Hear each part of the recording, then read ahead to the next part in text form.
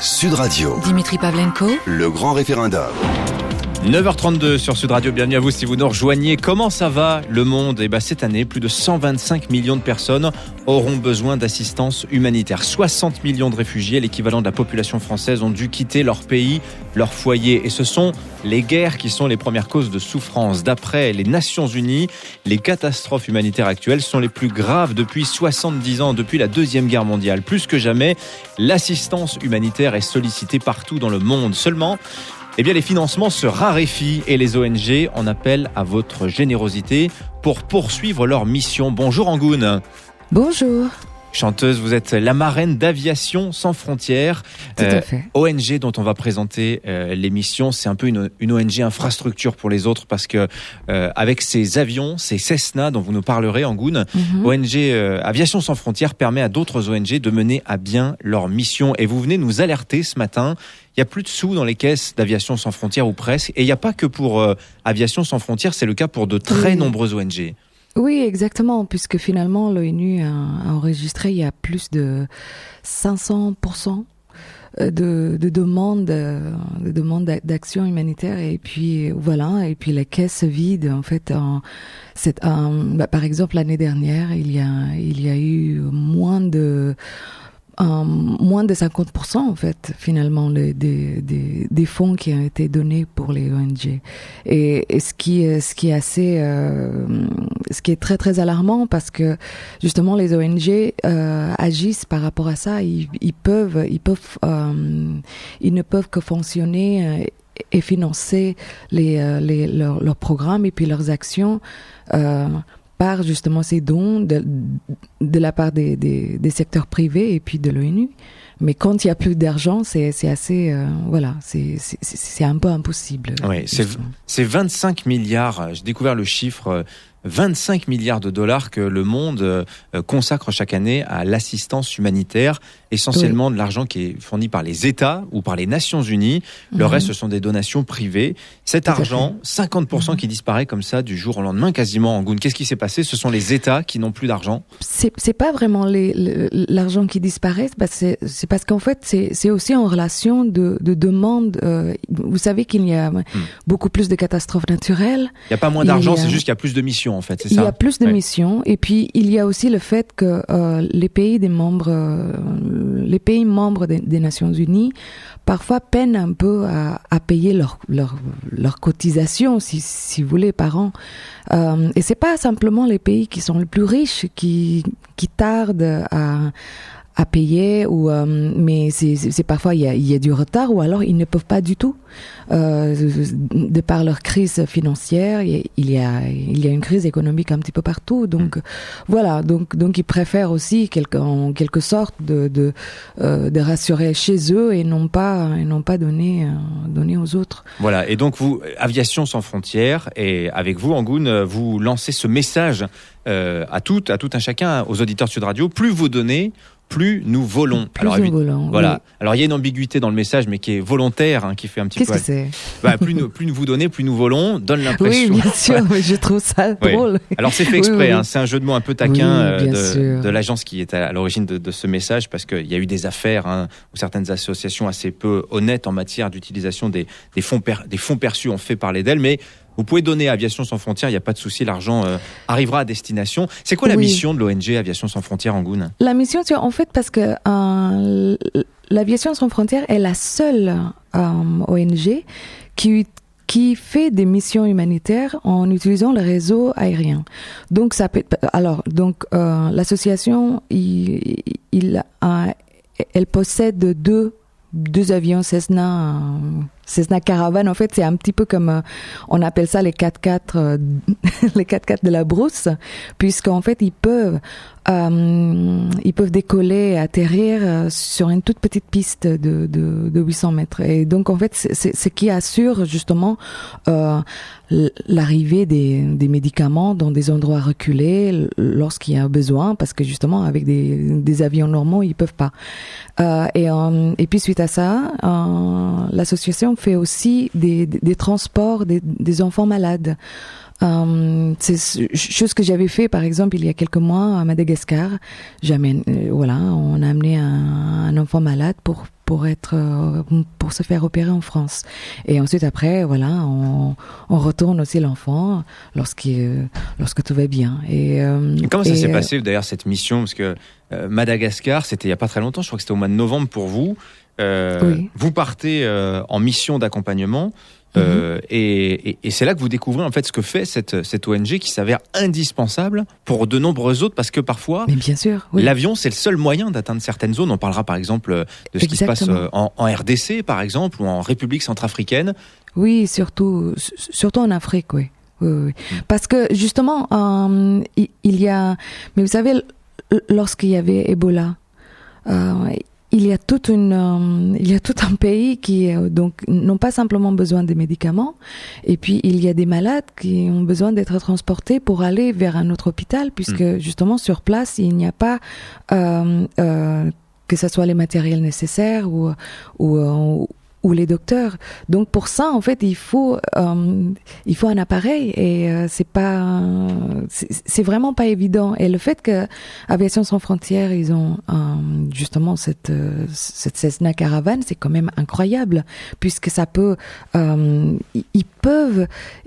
cet avion, cet appareil peut transporter 9 personnes, ou alors plus d'1 tonne de médicaments ou des affaires, et c'est justement c'est quelque chose dont on a envie que ça continue, parce que les Coréennes, il faut quand même le financer, et c'est pas on ne peut pas juste voler comme ça. Voilà.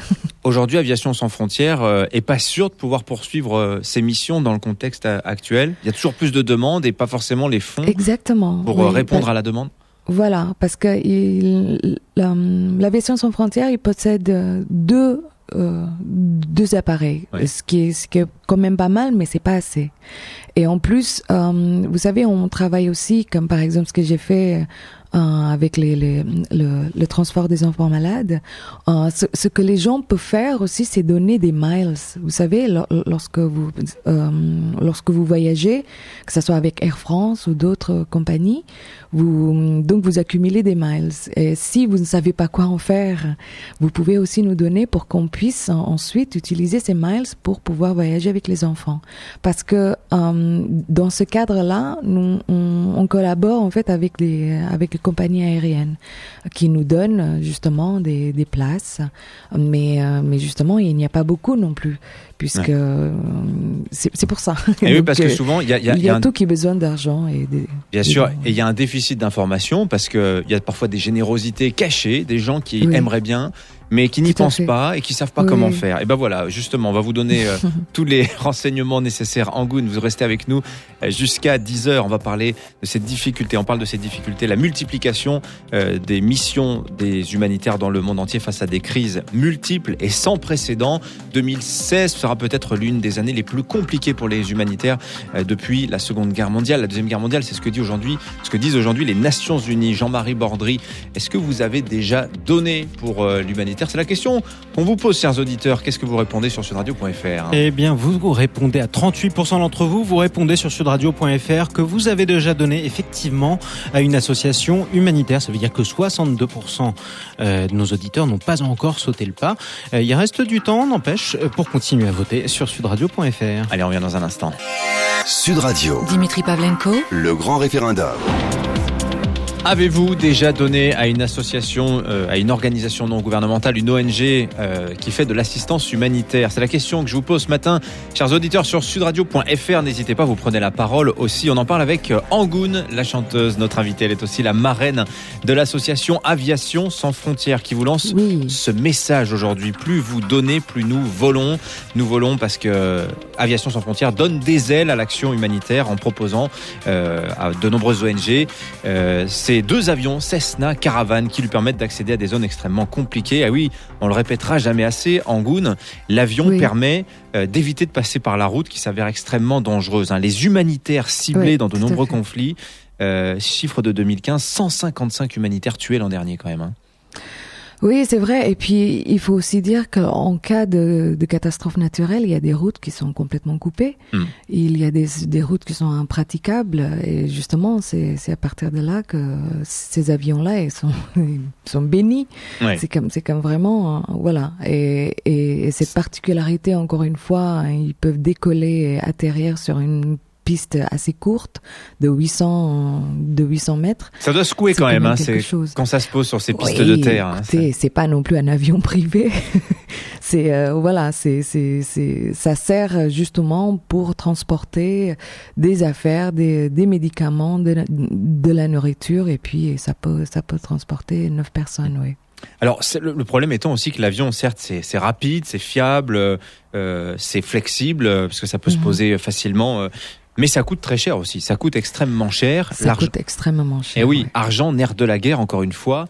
Y a-t-il des missions qu'on a refusées chez Aviation Sans Frontières l'an dernier, faute de moyens, faute d'argent? Oui, sûrement, parce que justement, il y a énormément de demandes, mais il peut pas. Il ne peut pas aller n'importe où à chaque fois. C'est pour ça, il y a que 2 avions. Il y a des bénévoles un petit peu partout. Il y a que 800 bénévoles. Donc voilà. Donc en fait, on se pose aussi sur la bonne volonté de tout un chacun. Oui.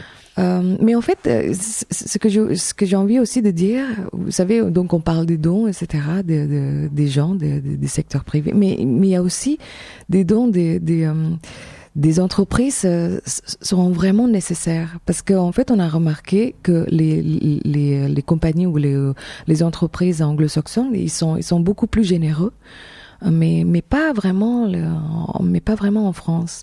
Il y a bien sûr des mécénats, donc mais ils font de la mécénat, mais ça reste vraiment en termes d'image. C'est ça, Voilà. c'est toujours intéressé quelque part. Il faut qu'il y ait une contrepartie en termes d'image. Aujourd'hui, Oui. c'est plus intéressant. Les entreprises considèrent que donner à l'humanitaire, c'est verser dans un pot sans fin, comme ça, sans retour sur son propre image.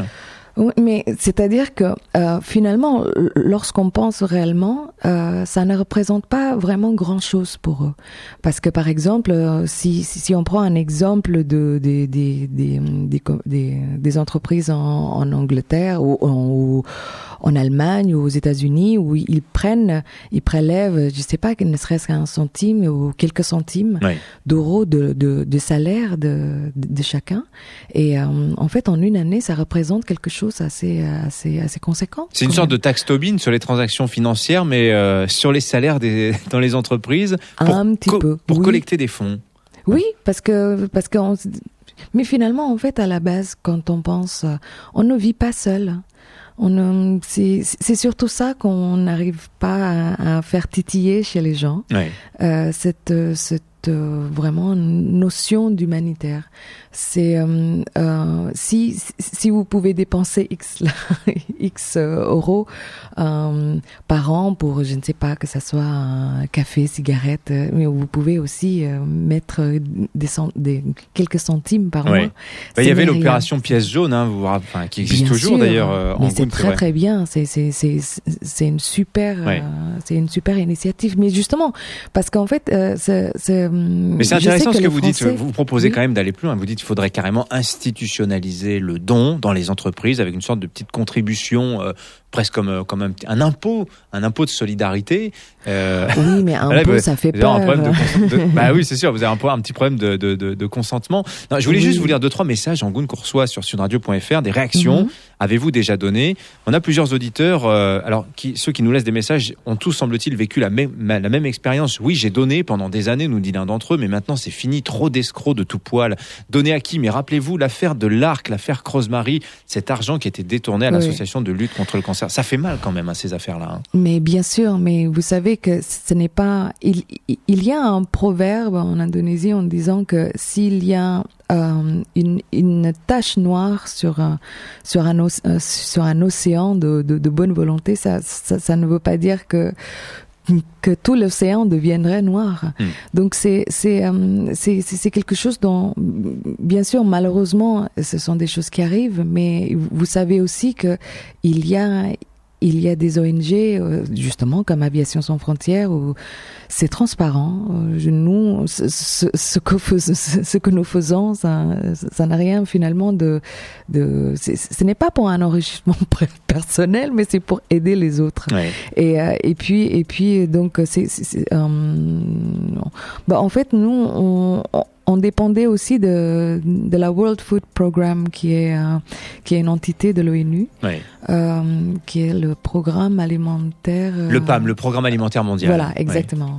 Oui, mais vous le parfois dites en anglais, mais je fais la traduction pour vous. Le terme français.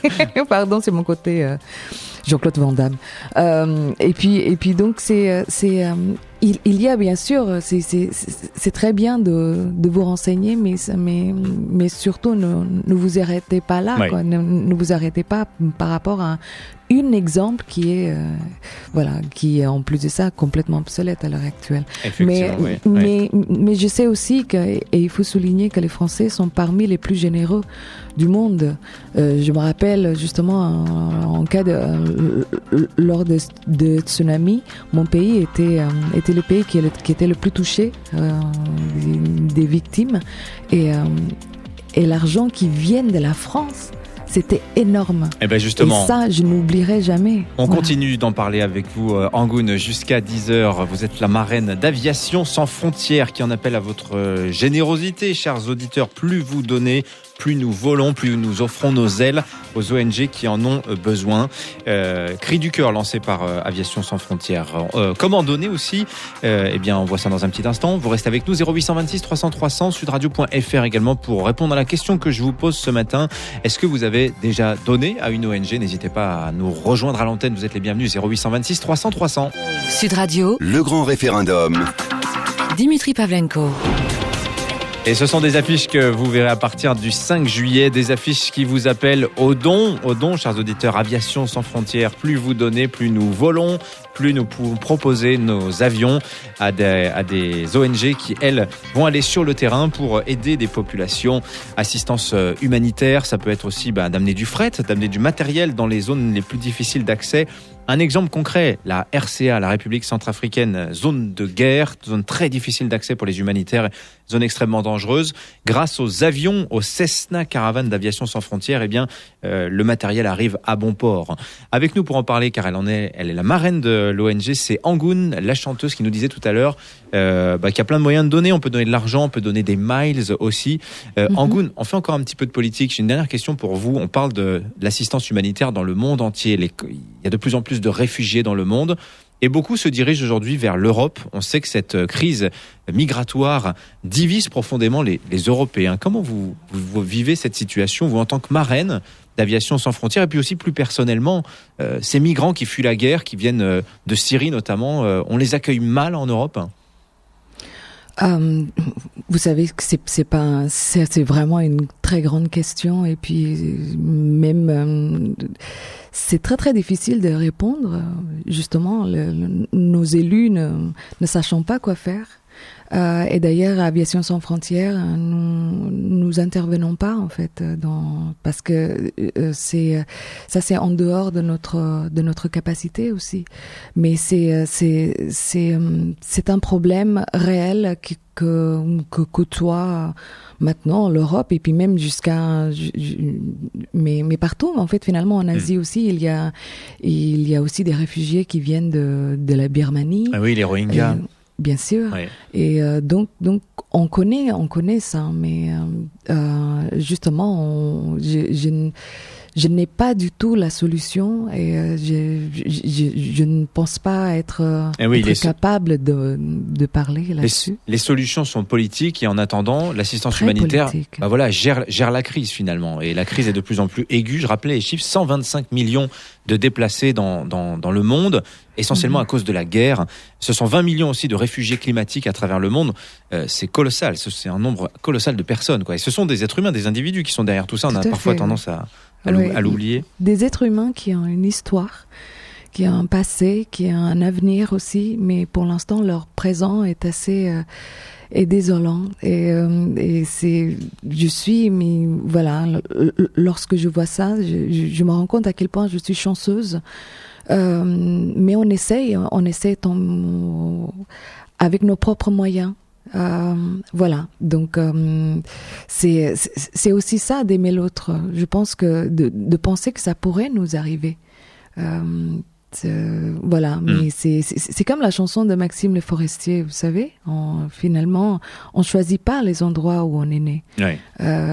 Et ça fait partie de ces injustices où finalement, là où vous allez être né, où vous êtes né, définit énormément